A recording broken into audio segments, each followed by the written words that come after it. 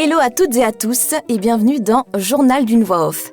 Ici, je vous ouvre les portes de mon métier de voix off en ligne. Je vais vous partager les coulisses du métier, des tips concrets aussi issus de ma propre expérience et de mes différentes formations. Pour ceux qui ne me connaissent pas, et vous devez être nombreux, je suis Audrey Lemeur, voix off en ligne depuis 2017. J'enregistre ici dans mon propre studio et je collabore avec des clients en France et dans le monde entier. Vous avez donc peut-être déjà entendu ma voix quelque part. Découvrez une expérience de jeu totalement inédite. Schwarzkopf crème suprême. Pour vous soulager efficacement, Nurofen Flash 200. Elle accompagne chaque petit auditeur et grandit avec lui. Haribo, c'est beau la vie pour les grands et les petits. Détendez-vous devant recherche appartement ou maison avec Caseo. Unlimited Double Touch, des possibilités à l'infini. Oui, mamie requin. Si découvrir mon métier vous intéresse, n'hésitez pas à vous abonner et à activer la cloche. Et on commence de suite avec le cœur du sujet, qui est qu'est-ce qu'une voix off ? Alors une voix off, c'est très simple, c'est une voix qu'on entend sans voir la personne qui parle. Tout simplement. Bien évidemment, c'est plus que ça. Alors il y a deux manières de faire ce métier.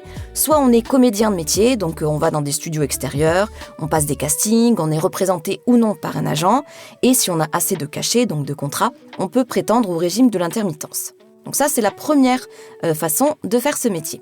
Et la deuxième, c'est d'être en entreprise. Comme je suis en entreprise individuelle et donc une voix off freelance.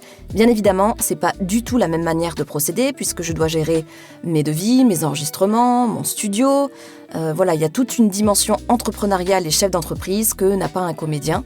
Mais les deux manières de faire sont totalement légitimes. Il faut savoir surtout que de toute façon, ce qui est au cœur du métier de voix off, c'est l'interprétation. Une voix off professionnelle doit être capable d'interpréter un texte et non de lire. Sinon, forcément, ça serait trop facile et on pourrait tous être des voix off potentielles.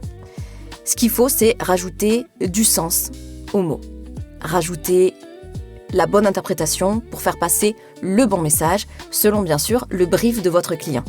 On va prendre en exemple la phrase « Découvrez notre nouvelle collection ». J'ai mon client, c'est une marque de luxe, il veut quelque chose d'un petit peu premium. Découvrez notre nouvelle collection. J'ai un autre client qui fait des spots radio, et il veut quelque chose d'un petit peu péchu. Découvrez notre nouvelle collection. Et mon troisième client, c'est un client corporate qui veut quelque chose d'assez droit et sérieux. Découvrez notre nouvelle collection. Là, vous avez 3 exemples d'interprétations différentes.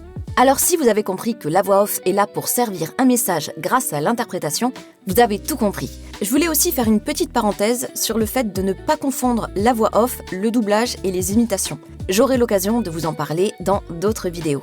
En attendant, je vous dis à bientôt dans Journal d'une voix off. Si vous avez des questions, n'hésitez pas à les mettre en commentaire. Vous pouvez aussi m'indiquer les thèmes que vous souhaiteriez que j'aborde. À la prochaine!